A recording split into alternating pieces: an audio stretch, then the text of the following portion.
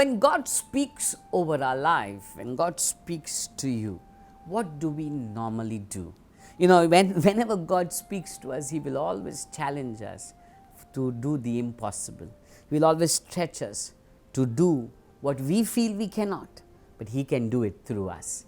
It's true, at times it's difficult, but do we still choose to obey? Because by His strength, we can do all things. And there was one prophet, the word came to him one day. This prophet by name of Jonah.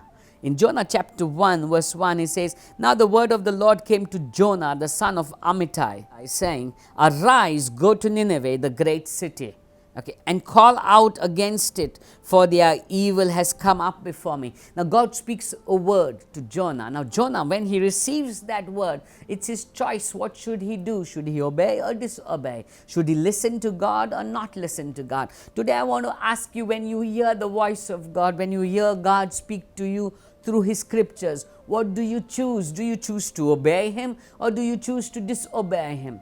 Obedience definitely brings about a greater blessing. Obedience opens up a new level of glory, a new level of the supernatural, a new level of God's goodness over your life. Disobedience, on the other hand, pulls you down another level, takes you to a lower level in your walk with God. Today I want to ask you, where do you stand when God speaks His word over you? What do you do? Do you obey Him or disobey Him? This prophet Jonah, when God told him to go to Nineveh, he was not for it. He did not want to go to Nineveh because according to Jonah, according to him, that was the place of the enemies. And that's exactly what Jonah is. He is not in favor of going to this country. He is not in favor of going to Nineveh. He doesn't want to see them saved. He doesn't want the gospel to be preached. It is something that God is leading him to, what that he does not want to do.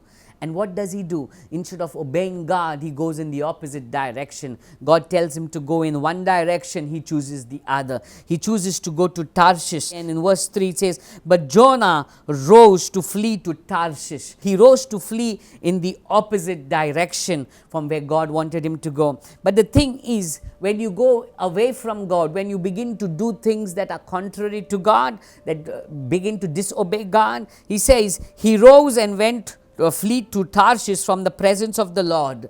He went down to Joppa. So the first thing we see is, when you and I begin to disobey God, you are not going to go up, you are going to go down. He says he went down to Joppa. That's what our life will become. If we disobey God, we will move in the downward direction. You see, when you look into Jonah, when he disobeyed God, he says, so he went, paid the fare, and went on board to go with them to Tarshish. So he paid a fare. When you begin to go away from God, you're not only going to go down in your life, you're going to go at a loss in your life. You see, he wasted his money there. That was an unnecessary trip. On the contrary, if he had just obeyed God, things would have been different. The third thing that we see Jonah is, he was not only at a loss. When you go further and read, you will find that that a storm broke out on that ship.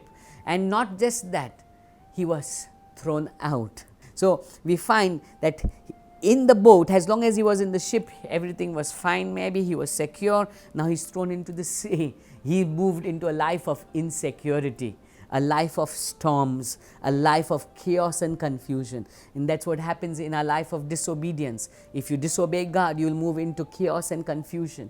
Not just there, Jonah was swallowed by a big fish, it says. We don't know what the fish was, but he was swallowed up. If you study that scriptures, you will find that he lost his life.